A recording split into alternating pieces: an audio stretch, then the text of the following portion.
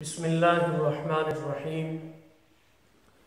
عن أبي هريرة رضي الله عنه قال قال رسول الله صلى الله عليه وسلم: إن الله تعالى قال من عادى لي وليا فقد آذنته بالحرب وما تقرب إلي عبدي بشيء أحب إلي مما افترضته عليه وما زال عبدي يتقرب إلي بالنوافل حتى أحبه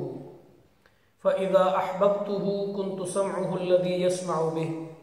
وبصره الذي يبصر به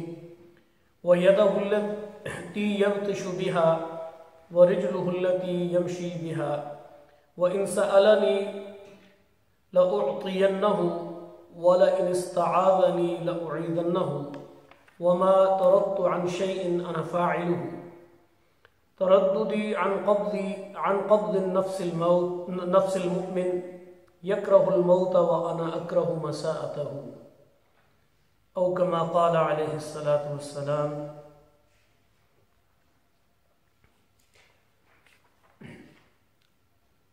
سامعین و سامعات، خواتین و حضرات،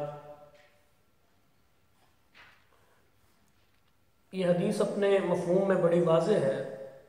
سیدنا ابو ہریرہ بیان کرتے ہیں کہ رسول اللہ صلی اللہ علیہ وسلم نے ارشاد فرمایا کہ جس شخص نے میرے کسی دوست سے دشمنی کی، میرا اس سے اعلان جنگ ہے. میں نے بندے پر جو چیزیں فرض کی ہیں ان سے زیادہ مجھے کوئی چیز محبوب نہیں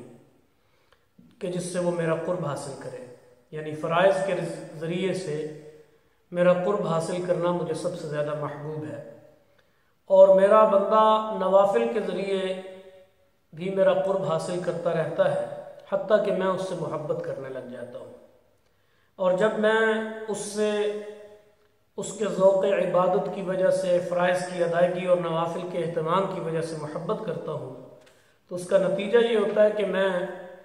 اس کا وہ کان بن جاتا ہوں جس سے وہ سنتا ہے، اس کی وہ آنکھ بن جاتا ہوں جس سے وہ دیکھتا ہے، اس کا وہ ہاتھ بن جاتا ہوں جس سے وہ پکڑتا ہے، اور اس کا وہ پیر بن جاتا ہوں جس سے وہ چلتا ہے.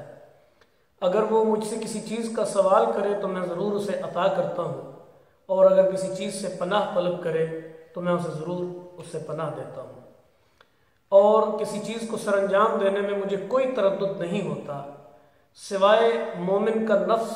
قبض کرنے، اس کی روح قبض کرنے کے،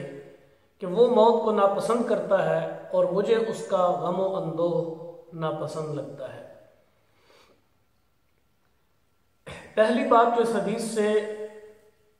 مستفاد ہے اور سمجھی جاتی ہے وہ یہ ہے کہ اللہ تعالیٰ کا قرب حاصل کرنے کے لیے فرائض اور واجبات کی ادائیگی ضروری ہے. یعنی جو چیزیں اللہ نے فرض کی ہیں ان کی ادائیگی ضروری ہے، اور اللہ تعالیٰ کو بھی یہی امر پسند ہے کہ اس کے فرائض ادا کر کے اس کا قرب حاصل کیا جائے. پھر فرائض کی تکمیل کے بعد نفلی عبادات اللہ تعالیٰ کی مزید محبت کا سبب بنتی ہیں. فرائض اور سنن کی پابندی کرنے والے ہی کو اللہ کا ولی اور اللہ کا دوست کہتے ہیں. کسی مخصوص وضع قطع کے حامل، کسی مخصوص حیت کو بنا لینے والے، کسی گدی نشین کو، کسی نیم پاگل کو ذکر و عبادت کے اپنے خود ساختہ طریقے اختیار کرنے والے، اور گردنوں میں وہ سنگل اور منکوں کی مالا اور وہ لٹکا کر ڈگڈگیاں بجانے والے اور پنڈلیوں میں گھنگرو باندھ کر ناچنے والے، چند روپوں کی خاطر در در کی ٹھوکریں کھانے والے، کسی دربار کے دیوانے اور گندگی چاٹنے والے، انہیں اللہ کا ولی نہیں کہتے. جو ہمارے ہاں معاذ اللہ ایک تصوف کی انتہائی بگڑی ہوئی شکل اور انتہائی مکروہ شکل اختیار کر گیا ہے بر صغیر پاک و ہند میں، اور ایسے لوگوں کو معاذ اللہ مجذوبوں کو ولی اور ولی اللہ کہا جاتا ہے. فرائض اور سنن کی ادائیگی کے بغیر اللہ تعالیٰ کے قرب کی خواہش محض ایک خام خیالی ہے. اللہ تعالیٰ کا ولی اور دوست وہ ہے جو فرائض اسلام کا پابند ہو، نوافل اور مستحبات کا شوقین ہو، اور زندگی کے ہر شعبے میں اطاعت الہی کا خوگر ہو. اور ایسے ولی کے حوالے سے، ایسے دوست کے حوالے سے فرمایا کہ جس نے میرے کسی ایسے ولی اور ایسے دوست سے بغض رکھا اور دشمنی پالی، اس نے مجھے اذیت دی. یعنی تصور کریں کہ پھر اس شخص کا مقام کیا ہو جاتا ہے. پھر اس حدیث پاک کے اندر اللہ تعالیٰ نے اپنے فرما بردار اور اطاعت گزار بندے کا کان، آنکھ اور بازو وغیرہ بن جانے کا مطلب یہ ہے کہ ایسے آدمی کو اللہ تعالیٰ کی خاص محبت حاصل ہو جاتی ہے. اللہ تعالیٰ اسے اپنی حفاظت میں لے لیتا ہے اور اس کے اعضاء کی نگرانی فرماتا ہے. چنانچہ وہ ان اعضاء سے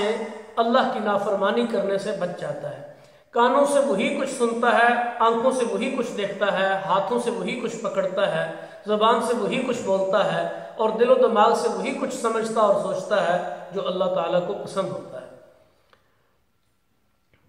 اور اہل علم نے اس کا مفہوم یہ بیان کیا ہے کہ وہ بندہ مکمل طور پر اللہ تعالیٰ کی اطاعت میں مشغول ہو جاتا ہے. چنانچہ وہ اللہ تعالیٰ کی پسندیدہ امور کو سنتا ہے، اللہ تعالیٰ کے حکم کے مطابق دیکھتا ہے، اس کے حکم کے مطابق بولتا ہے، اور دل و دماغ کا استعمال اس کے یعنی وہ اپنے اللہ تعالیٰ